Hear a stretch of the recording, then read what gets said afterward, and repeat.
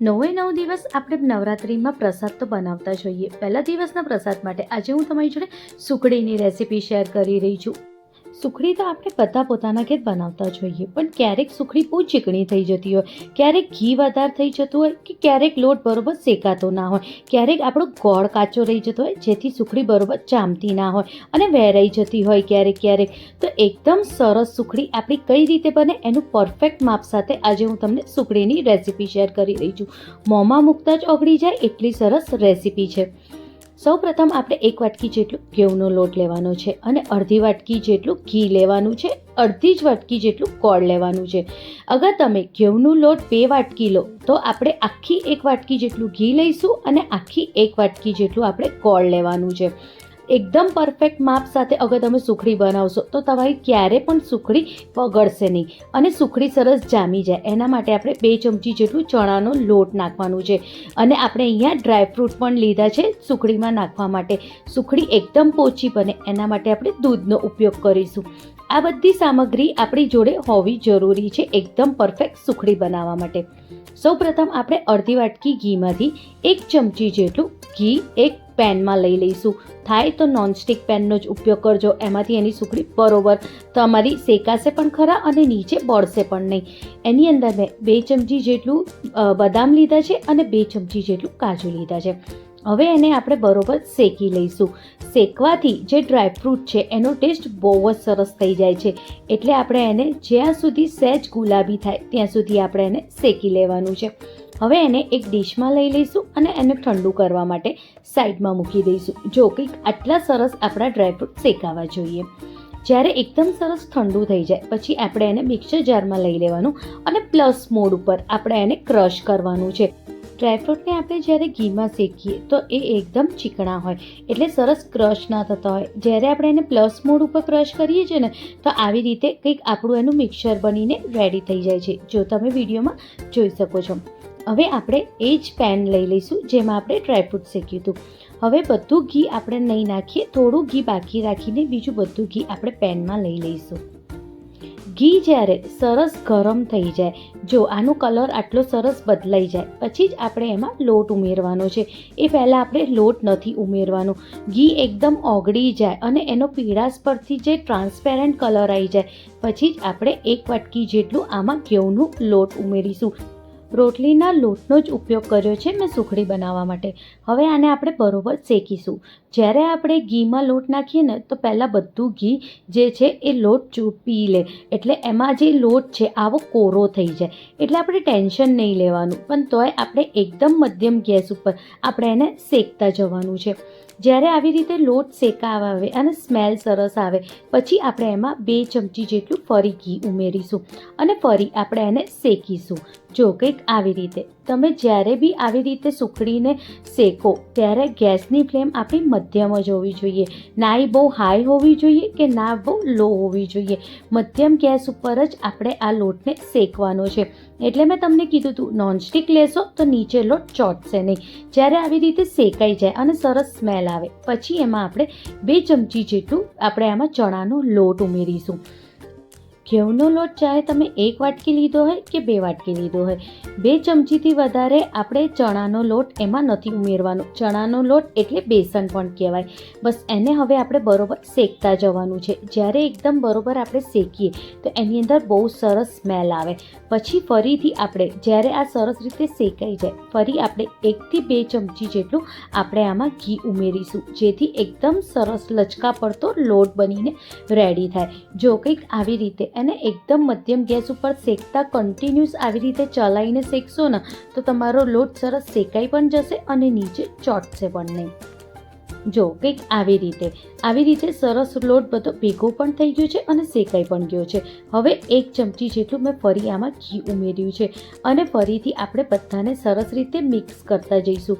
અને જો હવે તમે જોશો કે જ્યારે આપણે છેલ્લી વાર જ્યારે ચણાનો લોટ નાખ્યા પછી ઘી નાખીએ છીએ ને ત્યારે લોટ ફૂલે છે. જો તમે જોઈ શકો છો કેટલું સરસ લોટ ફૂલ્યું છે. એનું મતલબ એ થયું કે આપણું ઘીનું જે માપ છે એકદમ પરફેક્ટ છે.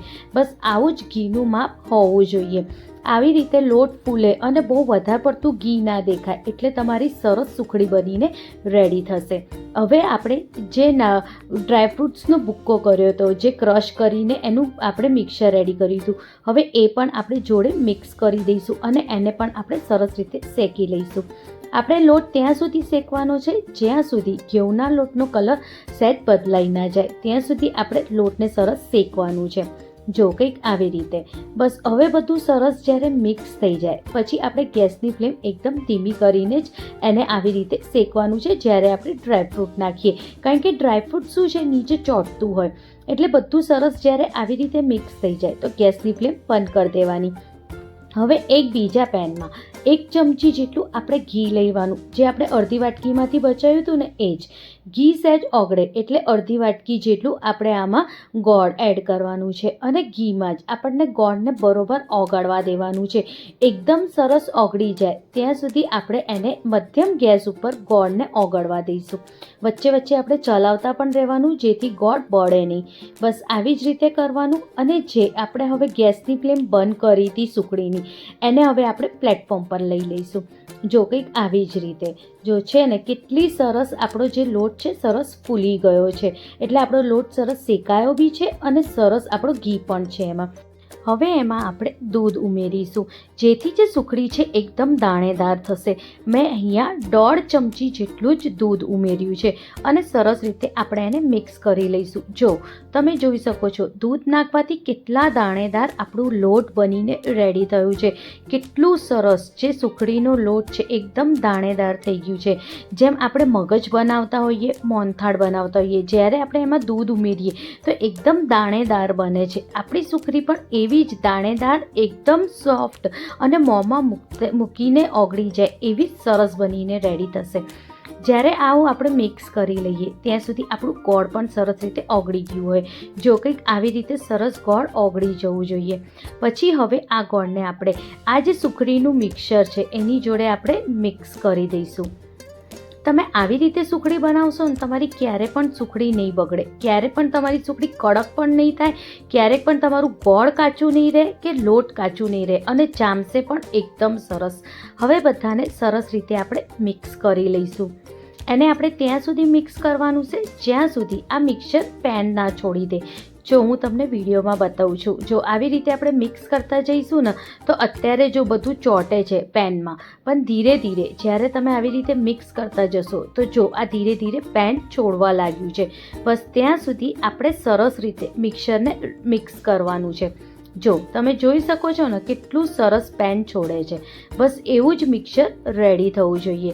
હવે આ મિક્સરને આપણે ઘી લગાવેલી વાળી થાળીમાં લઈ લઈશું. થાળીને પહેલાં આપણે બરોબર ઘી લગાવી દેવાનું છે. આ થાળીને મેં પહેલાં બરોબર ઘી લગાવી દીધું છે જેથી સુખડી નીચે ચોંટે નહીં. હવે જો આ મિક્સરને આપણે થાળીમાં લઈ લઈશું. જો તમે જોઈ શકો છો ને કેટલું સરસ મિક્સર ઠંડુ જ્યારે મિક્સ કરીએ છીએ ત્યારે જે પેન છે એ છોડી દેશે. હવે સુખડીના જે આ લોટ છે એને આપણે બરોબર સરસ રીતે બધી બાજુ ફેલાઈ દઈશું અને એકદમ લીસું કરી દઈશું જેથી એ સરસ જામી જાય. એની ખાસ કરીને આપણે ધારો જે છે એ ખાસ કરીને સેટ કરવાની, જેથી એ જે ધારો છે એ ત્યાંથી આપણી સુખડી વહેરાય નહીં. આપણી સુખડી એટલે જ વહેરાતી હોય કારણ કે આપણે ધારો સેટ નથી કરતા. એમાં ધારો ખાસ કરીને આપણે સેટ કરવાની છે. અને જો આપણી સરસ સુખડી બનીને રેડી થઈ ગઈ છે. આ સુખડીને હવે આપણે અડધો કલાક માટે ઠંડુ કરવા મૂકીશું. જો અડધો કલાક પછી આ સુખડીમાં બધું ઘી સરસ રીતે પી લીધું છે અને કેટલો સરસ કલર પણ આવ્યો છે.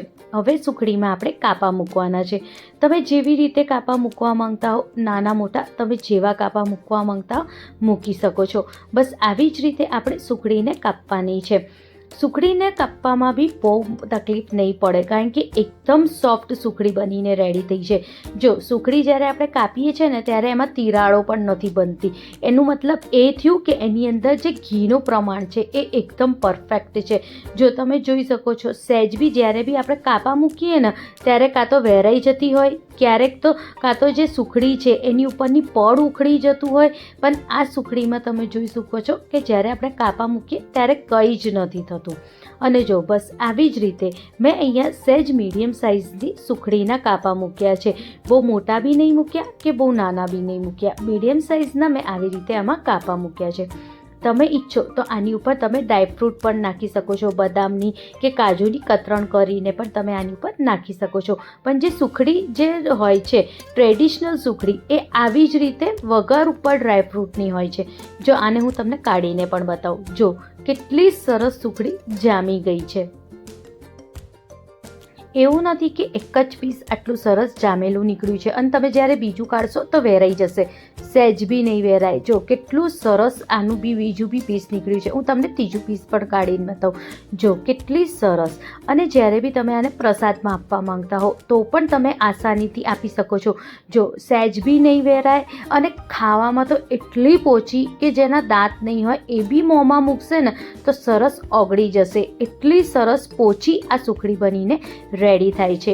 આ નવરાત્રિમાં આ પ્રસાદમાં આ સુખડીનો પ્રસાદ જરૂરથી કરજો અને જરૂરથી મને કમેન્ટમાં જણાવજો તમને મારી આ સુખડીની રેસીપી કેવી લાગી. તમને આ સુખડીની રેસીપી ગમી હોય તો તમારા દોસ્તો સાથે ખાસ કરીને શેર કરજો.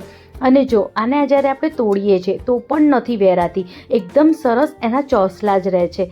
તો મળીએ એક નવી રેસીપી સાથે. Thank you.